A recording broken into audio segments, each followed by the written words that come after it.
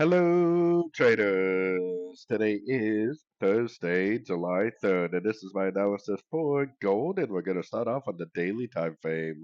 Now, today is non-farm payroll, which is a pretty big news event, and then tomorrow is 4th of July, which is a huge holiday in America.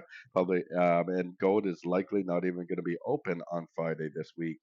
But today is non-farm payroll, and we could get some pretty decent moves. Now, if this really is a wave Y, then I would expect this to be one wave down. I would expect this to likely be three waves up to a Fibonacci retracement level. Then I would expect it to make another impulsive move down like that for an A, B, C of Y.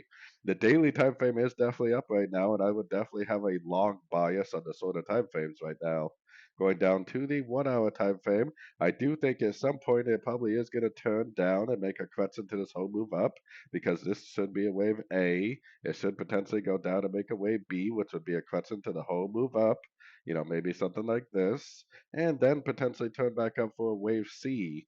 Because the daily time frame is up right now, and because I only trade with the daily time frame direction, I personally am only looking for longs. If it goes down like this, breaks structure, then I could justify trying to go short on the next pullback. But trying to catch this first move down is definitely going to be a loser's game because it could literally just go down a little bit, then turn right back up because the daily bias is definitely up. And when the daily bias is up, and you go down to the 1 hour time frame and come up with a reason to go short, a lot of the times it's just a bear trap, and the real trades are to the long side because the daily trend is up.